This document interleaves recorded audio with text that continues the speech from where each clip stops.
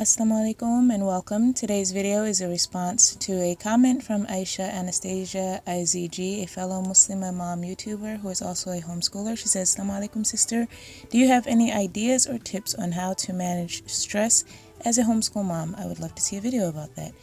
So I decided to go a little unorthodox in this video and wanted to show very old footage from before I actually had a YouTube channel. When I would teach my children, I just like to document it.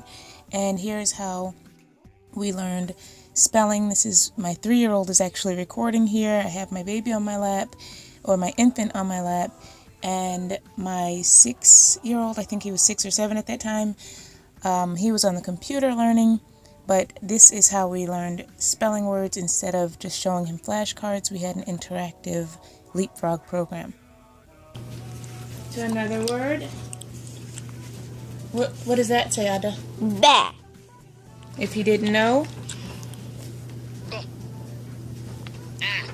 Bat. Awesome. We love the leapfrog flashcards and pen. Right, Ada Bear? Mm-hmm. Thank you for watching. Yeah. Here's my 6-year-old when you couldn't see him in the previous clip, but he is working with a teacher from K-12, and they had about an hour session every morning from 8 until 9, and this is math, and he's doing the chart with other children. So when she compliments him, he gets super happy, as you can see coming up here shortly. And then he filled it in. And Thomas is going box by box. Smart thinking. So Justin Austin, can you fix your language arts? It only needs to go up to 4. Excellent job. Perfect. Good job, guys. For us, I find that getting out reduces stress, and we were fortunate, alhamdulillah, to have a community around us where we can actually link up with other Muslims as well as those who are not Muslim, but we had a very diverse mixture of students who were homeschooled, and we would take field trips and plan field trips and see what's going on in our local area. It's not as easy to plan a field trip if you are going by yourself. Sometimes the fire department is more accommodating if you have a larger group of people coming. So in this, the kids get to laugh and enjoy themselves. Is he scary? Yeah. No. He's ugly, but he's not scary, right? Okay, what's next? Taking a field trip to the fire department is unrealistic for you. Maybe something like going to the library. We find a lot of resources at the library, and we're always seeming to go there when we're, short on money. There are other times when finances are doing really well, and I like to take my children to the arcade where they can just have a fun time without it costing a fortune. Great job. 3. Hey, Mommy. 3 has the long E sound. What about that one that starts with a K? What does it say? What does that word say that starts with a K?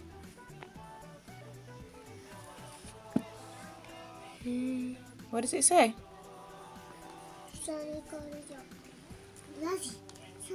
Wait, where's the K word? Your pencil is so close to it. Nope, that's an M. The one that says, wait, what does it say? Key. Key. Okay, key. It's fish. Great job. So in this clip here, my son is probably 4 years old. He was learning to read, write, and spell at 4 years old, and if he didn't do well in the day, we would stop everything and pick up again in the evening, and that's why this film is so dark. Also, enrolling them in sports really helps us get outdoors, and that really, it worked for us. It worked for our family. You have to find what works for your family.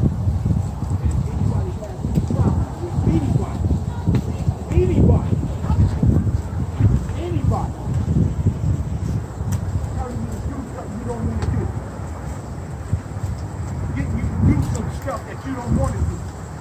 You let me know. We'll take care of that.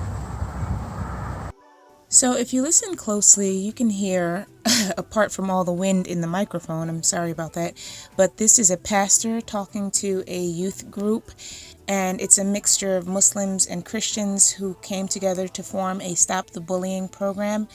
And these boys are a bit too old for my sons, so we had to find something else for them to do. And along the way, after one baseball game, we stopped at a car show and things like that, because you have to keep them entertained with healthy entertainment and at the same time keep them exposed to different learning methods or different groups, and that is all inclusive when it comes to socializing.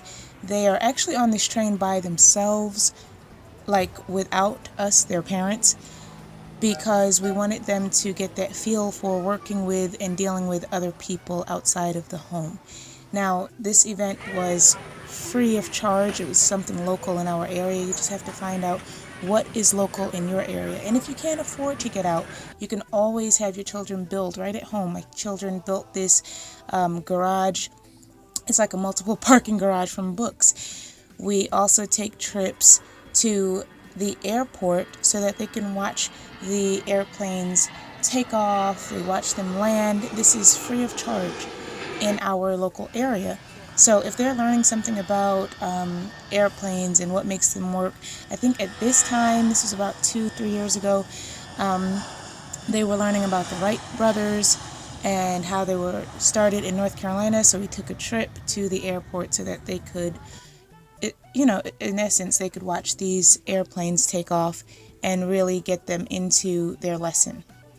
We also take trips to the bookstore, and riding the escalator is always, exciting to my kids. You see, my son wants to walk down the escalator as it's going up, and they're really fascinated, to say the least.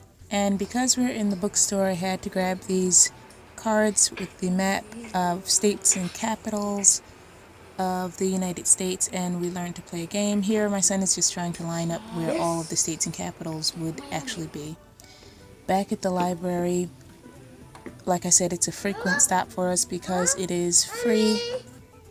It's an excellent learning resource place, and there's the option of buying the books that they are no longer circulating, so they'll spend their allowance here occasionally, and they have to learn math and learn to interact. Even if I have to give them instructions, because like I said, they're very young here. These are old videos and footage of their experiences. If your family decides to gift your children with something, be sure to have them understand that you want learning materials.